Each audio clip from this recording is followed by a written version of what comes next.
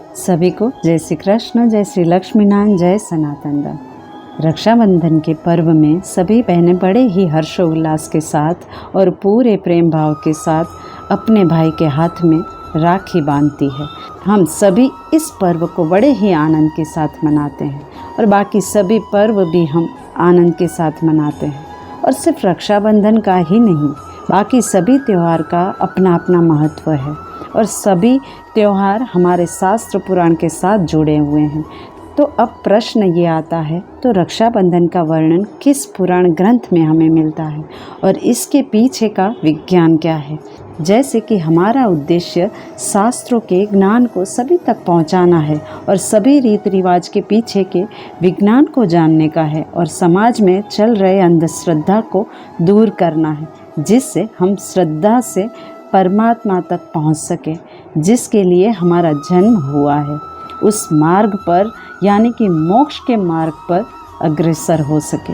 तो आइए जानते हैं रक्षाबंधन के पीछे के शास्त्रोक्त विधान को और विज्ञान को। अगर कथा को समझे तो भविष्य पुराण और भागवत पुराण में हमें ये कथाएं मिलती है। कथा कुछ इस प्रकार से हैं। राजा बलि जो भक्त प्रहलाद के पौत्र थे, जो पराक्रमी राजाओं में से एक थे, जो महादानी भी थे, जिसके कारण सभी देवताओं को डर सताने लगा था कि बलि सब पर राज कर लेगा। इसी कारण श्री हरि विष्णु वामन रूप में जाकर बलि से 3 पग भूमि की मांग करते हैं। बलि हास्य करता है और हाँ कहता है, लेकिन बलि के वचन से मुकर ना जाए, इसीलिए भगवान वामन उसके हाथ में एक धागा बांधते हैं और वचन में बांधते हैं। इसीलिए जब भी ब्राह्मण हाथ में धागा यानी मौली बांधते हैं तो एक मंत्र पढ़कर ही बांधते हैं। वो मंत्र है, ये न बद्धो बलि राजा दानवेन्द्रो महाबलः तेन त्वाम प्रतिबद्धनामि रक्षे माचल माचल, जिसका अर्थ होता है जो रक्षा सूत्र यानी कि जो धागा राजा बलि को बांधा गया था, वही पवित्र धागा मैं तुम्हारी कलाई पर बांधता हूँ, जो तुम्हें सदा के लिए हर संकट से बचाएगा।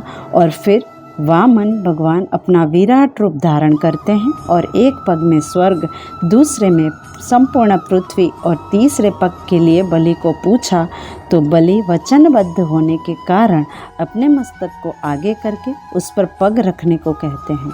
और जैसे ही सिर पर पग रखते हैं भगवान, बलि पाताल लोक में चले जाते हैं और बलि भगवान से वचन लेते हैं कि हर समय भगवान उसके सामने ही उपस्थित रहेंगे। इसी कारण भगवान श्री हरि विष्णु नारायण को बलि के पास रहना पड़ता है। तो भगवान को छुड़ाने हेतु माता लक्ष्मी रूप बदलकर बलि के हाथ में रक्षा सूत्र बांधकर भगवान को मांग लेते हैं। अब दूसरी कथा कुछ इस प्रकार से है कि एक बार इंद्र और दानवों के बीच युद्ध के समय युद्ध का अंत ना होने से इंद्र की पत्नी इंद्राणी सची ने इंद्र के हाथ में बृहस्पति के मंत्रों से अभिमंत्रित मंत्रोच्चार करके रक्षा सूत्र बांधा और इंद्र की उस युद्ध में विजयी हुए। तो सारी घटनाएं जिस दिन हुई वो श्रावण मास की पूर्णिमा का दिन था, इसीलिए इस दिन का महत्व बढ़ने लगा।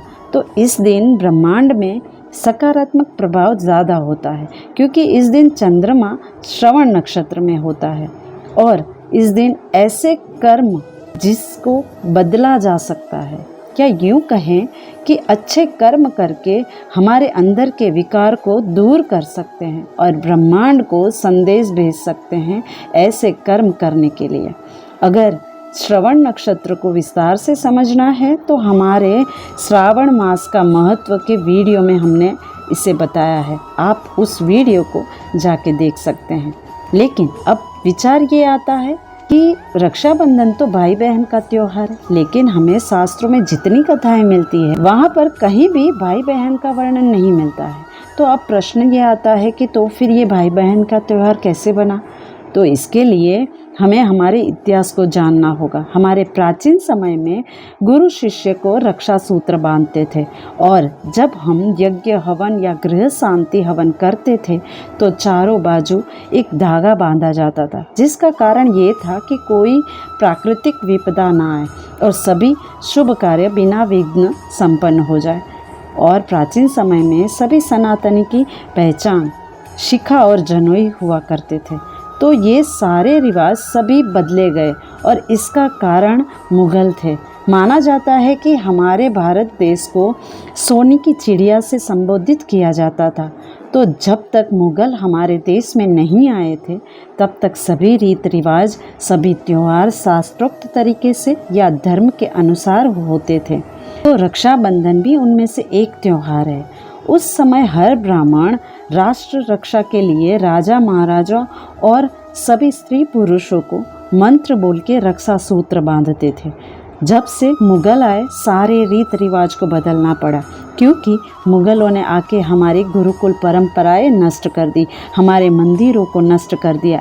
ऐसा नहीं है कि हमारे सनातन परंपरा के इतिहास में राजाओं के बीच युद्ध नहीं हुए थे, लेकिन सभी नियमों के अनुसार होते थे, जिसमें स्त्रियों को हानि नहीं पहुंचाई जाती थी, बच्चों को ताड़ित नहीं किया जाता था, बलात्कार नहीं होते थे, जबरदस्ती धर्म परिवर्तन नहीं होता था। लेकिन मुग़लों के आने के बाद से यह सब होने लगा।